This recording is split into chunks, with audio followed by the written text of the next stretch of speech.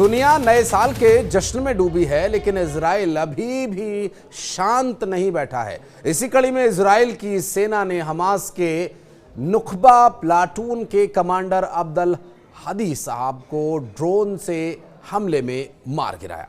नमस्कार, मैं हूं आशीष त्रिपाठी आपके साथ और इस पूरे टॉपिक पर वीडियो विस्तार से आपको दिखाएंगे न्यूज़ 18 के सोशल मीडिया प्लेटफॉर्म पर। चलिए शुरू करते हैं वीडियो।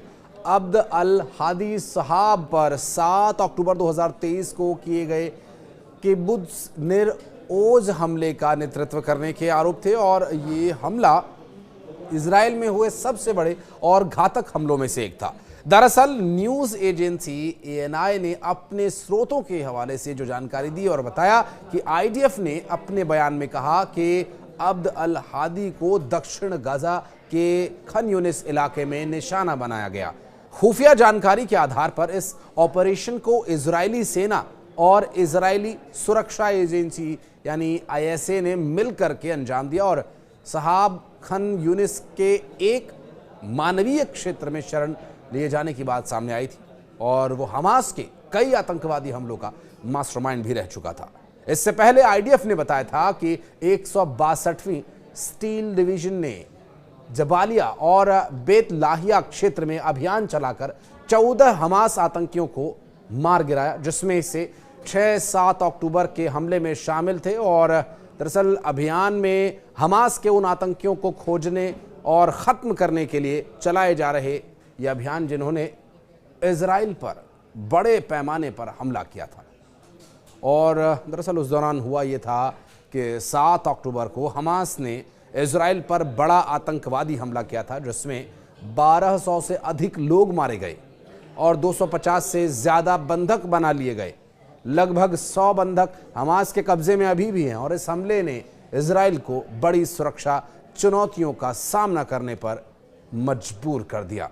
बहरहाल इजराइल ने हमास के खिलाफ जवाबी कार्रवाई करते हुए गजा में कई हमले किए, जिसमें अब तक 45,000 से अधिक लोग मारे जा चुके हैं और इन हमलों से बड़े पैमाने पर मानवीय संकट खड़ा हो गया और अंतर्राष्ट्रीय स्तर पर संघर्ष विराम की मांग अब तेज होने लगी है।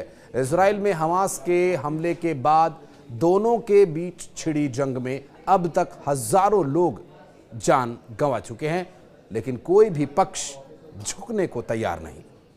इस लड़ाई की वजह से इजराइल को काफी नुकसान भी उठाना पड़ा।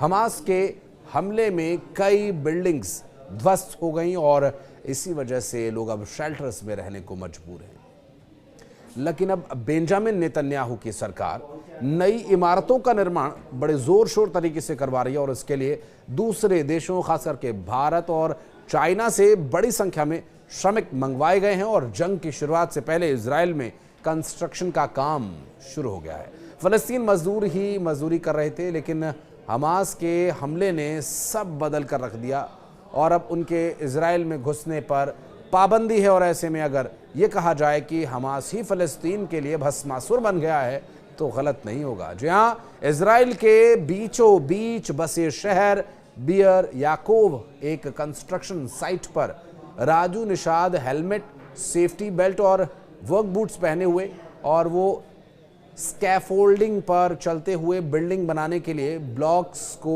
हथौड़े से ठोक रहा है और उनके साथ काम करने वाले अन्य भारतीय श्रमिक इजराइल की बिल्डिंग इंडस्ट्री के लिए नए हैं।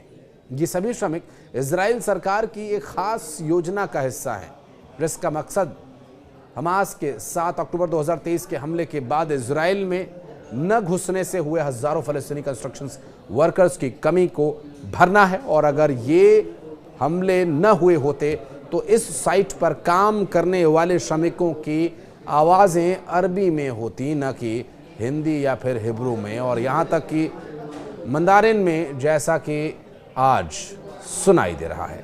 बहरहाल अब इस परिस्थिति से निपटने के लिए इजराइल ने क्या कुछ तैयारियां की हुई हैं, इसके बारे में और आगे डिटेल में आपको एक वीडियो बनाकर देंगे। और फिलहाल इस वीडियो को लेकर, इस टॉपिक को लेकर कुछ कहना है तो कमेंट सेक्शन में स्वागत है।